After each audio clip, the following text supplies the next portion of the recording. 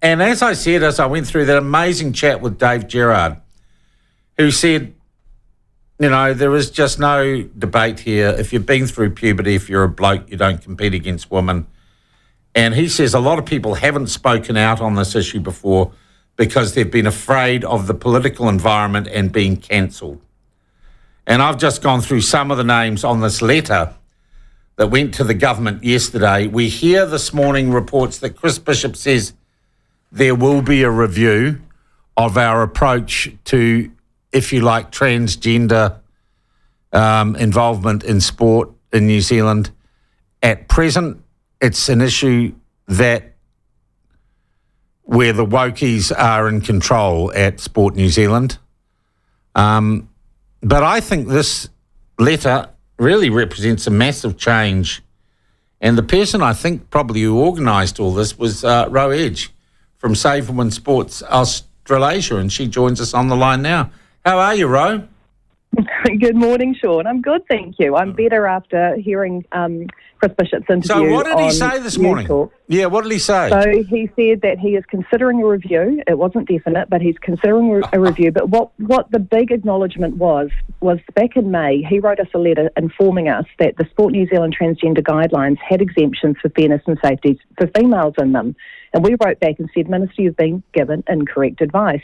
The biggest thing on that interview was, he argued with that yesterday in our meeting as well, but the biggest acknowledgement was this morning, he said that they are in conflict with fairness and safety for females.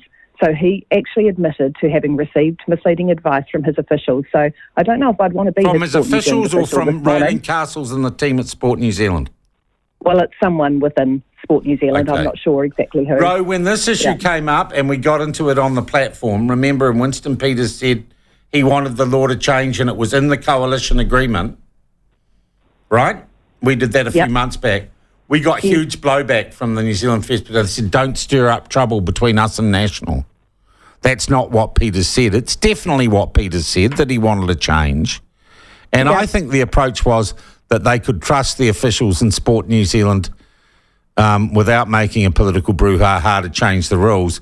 It seems to me that never happened. And we finally might have a sports minister who is actually going to do something, or says he will. It was interesting at our meeting. We actually met with Winston Peters at 11 a.m. yesterday, had a really great meeting with him, and he said to us that he will get this done. It's part of his coalition agreement. You get the distinct impression from Winston that if someone agrees to something, they have to follow through, and he's going to make sure that they do. Sorry, okay. But when we had our meeting with Chris Bishop, we started to show him some examples of impacts on women in sports in New Zealand and community sport. And he initially wrote it off and said, you're going to give me examples from overseas, from Australia or from elite sport. And we said, no, Minister, these are actual stories from females who are being impacted at community sport level in New Zealand. And then we started going through them with him. And I think there was some acknowledgement then that, okay, Sport New Zealand's told him there's no issues, but there actually are. And then we went through why these women don't speak up. And if you look at the guidelines, basically, if females do speak up and say that it's unfair or they feel unsafe in their changing rooms, they get sanctioned for blowing the whistles. Yep. Discrimination, bullying, harassment. It is in black and white in those guidelines. So I think that he was actually quite taken aback by that because he's probably never read them before. Yeah. So the problem is you have got a national party, not a government, that is just so scared of these issues, Ro, that doesn't want to take a position on it. And I mean, Winston Peters said, yep, that's our position. But, I mean, Matt Ducey has had reports on puberty blockers and everything for most of the year, and he just will not release it. And already that issue's been duck-shoved to him by Shane Retty. And heaven forbid Chris Luxon should have to talk about it. Yeah, well, luckily we've got New Zealand First in government, right? Because if you want any changes, you need parties like New Zealand First and ACT to push National to make that change. Look, I also think, and it was a lovely chat with Dave Gerard this morning. I used to talk to him. He's amazing, isn't he? Like, that man, I just love him so much. He commands so much respect from everybody as well. Without him, we wouldn't have got most of those names on that list. I was going to ask, how did this happen? Because I just think he's classic. He's a doctor, he's a sports administrator, and he's an Olympian. You got the trifecta there. And that's a hell of a list on that letter you've got. Yes, well, we worked together on the open letter to Grant Robertson to try and extend the consultation on when these guidelines were under development. He helped us with that. And then when we secured a meeting with Minister Chris Bishop, I contacted him again and said, how would you feel about helping us out with another open letter?